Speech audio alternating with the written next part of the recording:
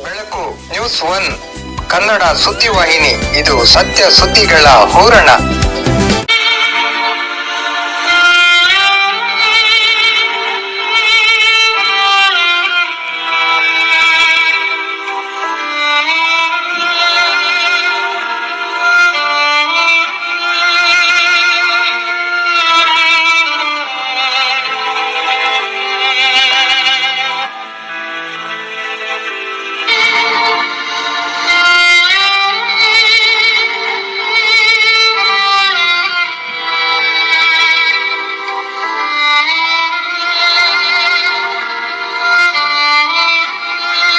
ಪಾಲ್ಗೊಂಡಿರುವಂಥ ಗುರು ವೃಂದದವರಿಗೂ ಕನ್ನಡ ಬಂಧುಗಳಿಗೂ ನಮಸ್ಕಾರಗಳನ್ನು ಸಲ್ಲಿಸ್ತೇನೆ.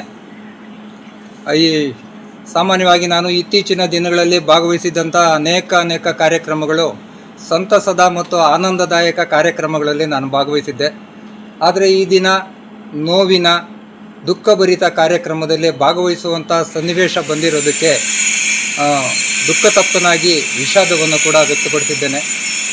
ಅತ್ಯಂತ ಪ್ರಾಮಾಣಿಕ, ಕರ್ತವ್ಯನಿಷ್ಠ, ಶಿಕ್ಷಣ ಕ್ಷೇತ್ರದಲ್ಲಿ ತನ್ನದೇ ಆದಂಥ ಛಾಪು ಮೂಡಿಸಿದಂತಹ ಒಬ್ಬ ಮಹಾನ್ ವ್ಯಕ್ತಿ ಅಂತ ಹೇಳೋದಕ್ಕೂ ಕೂಡ ನಾನು ಇಷ್ಟಪಡ್ತೇನೆ. ಮೇಡಮ್ನವರ ಒಂದು ಅಕಾಲಿಕ ನಿಧನ ಸುದ್ದಿ ನನಗೆ ರಾತ್ರಿ 10:30 ಗೊತ್ತಾದಾಗ ನನಗೆ ತುಂಬಲಾರದ ನೋವಾಯಿತು. ನಾನು ಯಾವುದೇ ಶಿಕ್ಷಕನಲ್ಲ, ಶಿಕ್ಷಣ ಕ್ಷೇತ್ರದ ಅಧಿಕಾರಿನೂ ಅಲ್ಲ, ಒಬ್ಬ ಮಾಧ್ಯಮ ಕ್ಷೇತ್ರದಲ್ಲಿ ಕೆಲಸ ಮಾಡುವವನು ನಾನು. ಅವರಿಗೂ ನನಗೂ ಇದ್ದಂತಹ ಒಂದು ಬಾಂಧವ್ಯದ ಬಗ್ಗೆ ಈ ಒಂದು ಸಂದರ್ಭದಲ್ಲಿ ನನ್ನ ಅನಿಸಿಕೆಗಳನ್ನು ನಿಮ್ಮೊಡನೆ ಹಂಚಿಕೊಳ್ಳುವ ಮೂಲಕ ನಾನು ಅವರಿಗೆ ನುಡಿ ನಮನವನ್ನು ಸಲ್ಲಿಸಲು ಬಯಸ್ತಾ ಇದ್ದೇನೆ. ಅವರ ಅನೇಕ ಕಾರ್ಯಕ್ರಮಗಳಲ್ಲಿ ನಾನು ವರದಿಗಾರನಾಗಿ ವರದಿ ಮಾಡೋಕ್ಕೆ ಹೋಗ್ತಾ ಇದ್ದೆ. ನಾವು ವರದಿ ಮಾಡಬೇಕಾದ್ರೂ ಕೂಡ ಒಂದು ಇತಿಮಿತಿ ಇತ್ತು. ಅವರು ಸುದೀರ್ಘವಾಗಿ ಭಾಷಣ ಮಾಡಿದ್ರೆ ನಾವು ಭಾಷಣನ ಕವರ್ ಮಾಡೋಕ್ಕಾಗಲ್ಲ ಅಂತೇಳ್ಬಿಟ್ಟು ಆಮೇಲೆ ನಾನು ಎಷ್ಟೋ ಸರಿ ಪ್ರಯತ್ನ ಪಟ್ಟೆ. ಸಾಕು, ಇಷ್ಟಕ್ಕೆ ನಾನು ಆಫ್ ಮಾಡೋಣ ನನ್ನ ಮೊಬೈಲ್ ಅಂದ್ಕೊಂಡಿದ್ರೆ ನನ್ನ ಅಂತರಾತ್ಮ ಒಪ್ಪಲಿಲ್ಲ. ಅವ್ರು ಎಲ್ಲಿಗೆ ಮಾತಾಡಿ ನಿಲ್ಲಿಸಿದ್ರು ಅದನ್ನು ಮುಂದಿನ ಪದ ಇನ್ನಷ್ಟು ಮಹತ್ವಪರವಾಗಿತ್ತು. ಒಂದೊಂದು ಪದ ಕೂಡ ಶಕ್ತಿಯುತ, ಮೌಲ್ಯಾಧಾರಿತ ಹಾಗೂ ಸಮಾಜಕ್ಕೆ ಉತ್ತಮ ಸಂದೇಶವನ್ನು ನೀಡುವಂಥ ಆ ಪದಪುಂಜಗಳು ಅವ್ರ ಬಾಯಲ್ಲಿ ಹೊರಹೊಮ್ತಾ ಇದ್ವು.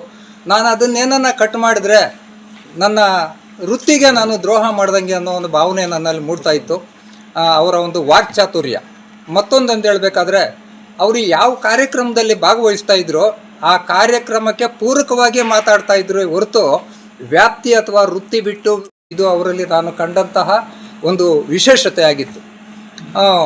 ಒಂದು ಸರಿ ಇಲ್ಲಿ ಗಣೇಶನ ದೇವಸ್ಥಾನದಲ್ಲಿ ಸಂಗೀತ ಶಾಲೆಯೊಬ್ಬರವರು ಸಂಗೀತೋತ್ಸವ ಕಾರ್ಯಕ್ರಮ ನಡೆಸಿದರು. ಅದರಲ್ಲಿ ಅವರು ಉದ್ಘಾಟಕರಾಗಿ ಬಂದಿದ್ದರು. ನಾನು ಮತ್ತು ನನ್ನ ಮಗ ಇಬ್ಬರು ಕೂಡ ಆ ಕಾರ್ಯಕ್ರಮದಲ್ಲಿ ಆಸೀನರಾಗಿದ್ದೀವಿ. ಅವರು ನನ್ನ ಮಗ ಅಂತೇಳ್ಬಿಟ್ಟು ಮೇಡಮ್ಗೆ ಗೊತ್ತಿಲ್ಲ, ಅವರಪ್ಪ ನಾನು ಅಂತಲೂ ಅವ್ರಿಗೆ ಗೊತ್ತಿಲ್ಲ. ನಾವು ಯಾರಿಗೂ ಏನೂ ಪ್ರಚಾರ ಮಾಡ್ಕೊಂಡಿಲ್ಲ. ನನ್ನ ಮಗ ಅವನು ಆ ಕಡೆ ಕುಂತಿದ್ದ ಮುಖ್ಯ ಅತಿಥಿಯಾಗಿ, ನಾನು ವರದಿಗಾರನಾಗಿ ಈ ಕಡೆ ಕುಂತಿದ್ದೆ. ಈ ನಿರೂಪಕರು ಏನೇನು ಹೇಳಿದ್ರಂದರೆ ನೂರುಲ್ಲಾ ಅವ್ರ ಮಗ ಅಕ್ರಮ್ ಪಾಷಾ ಅವರು ಮುಖ್ಯ ಅತಿಥಿಗಳಾಗಿದ್ದರು. ಆವಾಗ ಗಾಬರಿಯಾಗಿ ನನ್ನ ಕರೆದು ಪಕ್ಕದಲ್ಲಿ ಕುಂತ್ಕೊಂಡು, ಎಷ್ಟು ನಿಮ್ಮದು ಶಿಸ್ತುಬದ್ಧವಾದ ನಡೆ ಇದೆ ನೋಡಿ, ವೇದಿಕೆ ಮೇಲೆ ನೀವು ಕೂಡ ಸಾಮಾನ್ಯರಂತ ಇದ್ದೀರಿ, ನೀವು ಕೂಡ ಅಪ್ಪಿತಪ್ಪಿ ನನ್ನ ಮಗ ಅಂತೇಳಿ ನೀವು ಹೇಳಲಿಲ್ಲ, ಇವ್ರು ನನ್ನ ಅಪ್ಪ ಅಂತ ಹೇಳಿಬಿಟ್ಟು ನಿಮ್ಮ ಮಗ ಕೂಡ ನೀನು ಹೇಳಿಲ್ಲ ಅಂತೇಳಿ ಭಾರಿ ಪ್ರಶಂಸೆ ವ್ಯಕ್ತಪಡಿಸಿದರು. ಈ ಒಂದು ಆ ನೆನಪು ನನ್ನ ಇನ್ನೂ ಉಳಿದಿದೆ. ಹಾಗೆಯೇ ಅವರ ಮಗಳು ಜೈನ್ ಸ್ಕೂಲಲ್ಲಿ ಸಾಮಾನ್ಯವಾಗಿ ಅವ್ರ ಮಗಳಿಗೆ ಟೀಚರ್ ಆಗಿ ನನ್ನ ಮಗ ಇದ್ದರೆ ಅವ್ರ ಮಗಳು ಟೀಚರ್ ಶಿಕ್ಷಕರು ಅಂತೇಳಿ ಗೌರವದಿಂದ ಅವ್ರನ್ನ ಕಾಣ್ತಾರೆ. ಆದರೆ ಈ ಮೇಡಮ್ಮಲ್ಲಿ ಒಂದು ಮಾನವೀಯ ಮೌಲ್ಯ, ಶಿಕ್ಷಕರ ಬಗ್ಗೆ ಇದ್ದಂಥ ಒಂದು ಗೌರವ ಏನಂತ ಹೇಳಿದ್ರೆ, ನನ್ನ ಮಗಳ ಮೇಷ್ಟ್ರು ಕೂಡ ನನಗೆ ಮೇಷ್ಟ್ರು ಇದ್ದಂತೆ ಅಂತೇಳಿ ಒಬ್ಬ ಚಿಕ್ಕ ಹುಡುಗನ ಮೇಷ್ಟ್ರಾಗಿದ್ರು ಕೂಡ ಅವನು ಕೂಡ ಗೌರವಾನ್ವಿತವಾಗಿ ಕಾಣ್ತಾ ಇದ್ದಿದ್ದ ರೀತಿಯಲ್ಲ, ನಿಜವಾಗಲೂ ಇದು ಸ್ಮರಣೀಯ ಹಾಗೂ ಪ್ರಶಂಸನೀಯ. ಈ ರೀತಿ ಅವರ ಒಂದು ಇದಿತ್ತು.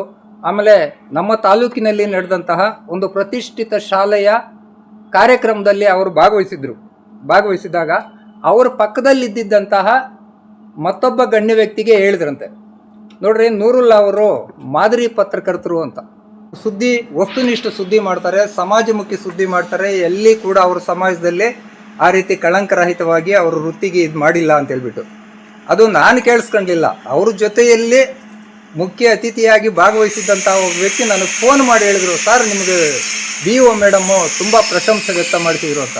ನನ್ನ ಯಾಕಪ್ಪ ಇವ್ರು ಪ್ರಶಂಸೆ ವ್ಯಕ್ತ ಮಾಡಿದ್ರೆ ನಾನೇನಂತ ಅದ್ಭುತ ಸಾಧನೆಯನ್ನು ಮಾಡಿದ್ದೀನಿ ಅಂತ. ಆಮೇಲೆ ಹೇಳಿದ್ರು ಹಂಗಲ್ಲ ಸರ್ ಹಿಂಗೆ ಅಂತ ಹೇಳ್ತು. ಆಮೇಲೆ ನಿಜವಾಗ್ಲೂ ಅವರು ಒಂದು ಪ್ರೋತ್ಸಾಹದ ನುಡಿಗಳು ನಾನು ಮತ್ತಷ್ಟು ವಸ್ತುನಿಷ್ಠವಾಗಿ ಅತ್ಯಂತ ಉತ್ತಮ ರೀತಿಯಲ್ಲಿ ವರದಿ ಮಾಡೋದಕ್ಕೆ ಕೂಡ ಪ್ರೇರಣೆಯಾಗಿವೆ ಅಂತ ಹೇಳಿದ್ರೆ ತಪ್ಪಾಗಲಾರ್ದು. ಈ ರೀತಿ ಉತ್ತಮವಾಗಿ ಕಾರ್ಯನಿರ್ವಹಿಸಿ ಅಲ್ಪಕಾಲ ಇದ್ದರೂ ಕೂಡ ಸುದೀರ್ಘ ಕಾಲ ಇದಲ್ಲಿದ್ದಂಥವರು ಮಾಡದಂತಹ ಅಮೂಲ್ಯವಾದ ಸೇವೆಯನ್ನು ಬಿಟ್ಟೋಗಿದ್ದಾರೆ. ತಮ್ಮ ಜೀವನವನ್ನು ಸಾರ್ಥಕಪಡಿಸಿದ್ದಾರೆ. ಸುಮಾರು ಮಂದಿ ಭೂಮಿಗೆ ಭಾರ ಆಗ್ತಾ ಇದ್ದಾರೆ. ಇವರು ಭೂಮಿಗೆ ಭಾರ ಆಗಿರಲಿಲ್ಲ. ಭೂಮಿ ತಾಯಿಗೆ ಅಚ್ಚುಮೆಚ್ಚಿನ ಮಗಳಾಗಿ ತಮ್ಮ ಸಾರ್ಥಕ ಸೇವೆಯನ್ನು ಮಾಡಿ ಖಂಡಿತ ಅವರು ಸ್ವರ್ಗಸ್ಥರಾಗಿದ್ದಾರೆ. ಈ ಶಿಕ್ಷಣ ಕ್ಷೇತ್ರಕ್ಕೆ ತುಂಬಲಾರದ ನಷ್ಟ ಆಗಿದೆ. ನಾವೆಲ್ಲ ಹಾಗೂ ಈ ತಾಲೂಕಿನ ಎಲ್ಲರೂ ಕೂಡ ಅವರ ಹಾದಿಯಲ್ಲಿ ಮುನ್ನಡೆಯುವುದರ ಮೂಲಕ ನಾನು ಸೇರಿದಂಗೆ ಅವರ ಆತ್ಮಕ್ಕೆ ಒಂದು ಶಾಂತಿ ಸಿಗಲಿ, ಭಗವಂತ ಹಾಗೂ ಅಲ್ಲಾಹನು ಅವರಿಗೆ ಅವರ ಕುಟುಂಬದವರಿಗೆ ದುಃಖವನ್ನು ಭರಿಸುವ ಶಕ್ತಿಯನ್ನು ನೀಡಲಿ ಅಂತೇಳಿ ನಾನು ನನ್ನ ಭಾವಪೂರ್ಣ ಶ್ರದ್ಧಾಂಜಲಿಯನ್ನು ತಮ್ಮೆಲ್ಲರ ಸಮ್ಮುಖದಲ್ಲಿ ಅವರಿಗೆ ವಂದಿಸ್ತಾ ಇದ್ದೇನೆ. ಈ ಅವಕಾಶವನ್ನು ಕಲ್ಪಿಸಿಕೊಟ್ಟಂಥ ಚಿಂತಾಮಣಿ ತಾಲೂಕಿನ ಕನ್ನಡ ಸಾಹಿತ್ಯ ಪರಿಷತ್ನವರಿಗೂ, ನನ್ನ ಅನಿಸಿಕೆಗಳನ್ನು ಆಸಕ್ತಿಯಿಂದ ಆಲಿಸಿದ ಎಲ್ಲ ಹೃದಯವಂತರಿಗೂ ನಾನು ವಂದಿಸಿ ನನ್ನ ಮಾತನ್ನು ಮುಗಿಸ್ತಾ ಇದ್ದೇನೆ. ಜೈ ಹಿಂದ್, ಜೈ ಕರ್ನಾಟಕ.